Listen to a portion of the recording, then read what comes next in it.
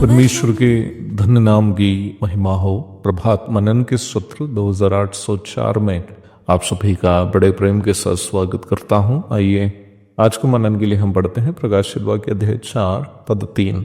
जो उस पर बैठा है वह यशब और मारणी के साथ दिखाई पड़ता है और उस सिंहासन के चारों ओर मरकत सा एक मेघधनुष दिखाई देता है।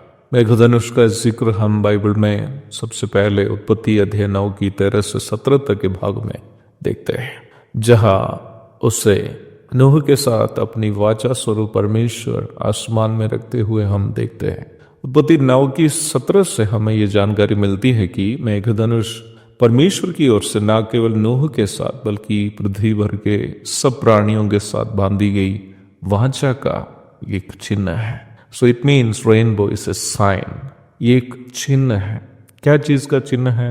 संसार के सारी प्राणी के साथ की गई ईश्वरीय वाचा का चिन्ह। मेघधनुष दो युगों के बीच खड़ा रहता है, जल प्रलय के पूर्व का युग और जल प्रलय के बाद का युग। पतरस की दूसरी पत्री अध्याय 3 पद 5 से 7 तक पढ़िएगा। अधम लैंगिक पाप जैसे समलैंगिकता इत्यादि करते हुए मनुष्य ने पृथ्वी को पूर्ण रूप में प्रदूषित कर दिया, तो परमेश्वर ने उस संसार के सभी लोगों को सिवाय नूह और उनके परिवार के 7 लोगों को जल प्रलय के द्वारा नष्ट कर दिया।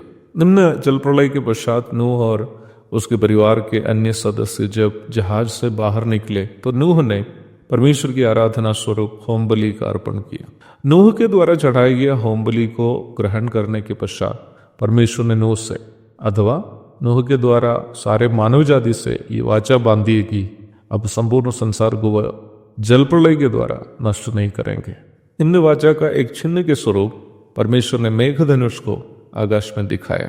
आकाश में हम जिस मेघधनुष को देखते हैं ये अर्धवृत्त अथवा सेमी सर्कल है, पर जब हम यह स्केल 1:28 पढ़ते हैं हमें ये समझ में आ जाता है कि जिस मेघधनुष को प्रभु बारिश के दिनों में बादल में दिखाता है वह असली मेघधनुष का एक अपूर्ण प्रदर्शन मात्र है।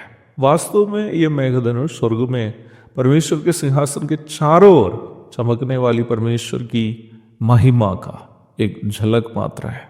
यह स्केल 1:28 में हम इस प्रकार पढ़ते हैं, जैसे वर्षा के दिन बादल में धनुष दिखाई पड़ता है वैसे ही चारों ओर का प्रकाश दिखाई देता था। यहोवा के तेज का रूप ऐसा ही था।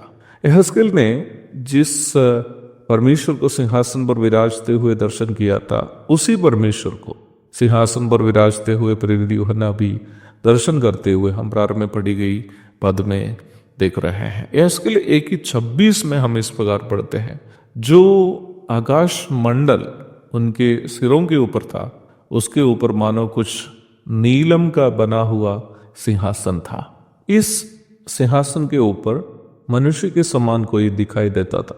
यहेजकेल भी स्वर्ग में विराजमान प्रभु यीशु मसीह को ही देखा था और प्रेरित यूहन्ना भी यहाँ यीशु मसीह को ही सिंहासन पर विराजते हुए देख रहा है। अब यूहन्ना बता रहा है कि निम्न सिंहासन के चारों ओर मरकत सा एक मेघधनुष उन्होंने देखा। अवश्य ध्यान दे प्यारो, ये मेघधनुष परमेश्वर का सिंहासन के केवल ऊपर नहीं बल्कि चारों ओर दिखाई दे रहा है। अर्थात सिंहासन किसी फर्श पर रखा हुआ नहीं है बल्कि शून्यता में है, उसके चारों ओर मेघधनुष दिखाई दे रहा है। यूहन्ना मेघधनुष के रंग को मरतक रत्न का रंग से अथवा एमराल्ड स्टोन से तुलना करके बताया है।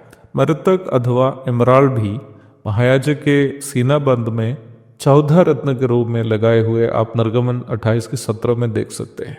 महायाजक के सीना बांध में मरतक रत्न यहूदा गोत्र को सूचित करता है, जिस गोत्र से यीशु मसीह का जन्म हुआ है। मरतक अथवा एमराल्ड गहरा हरा रंग का रत्न होते हैं। ये मेघधनुष परमेश्वर की धार्मिकता की परिपूर्णता जो यीशु मसीह है सूचित करता है।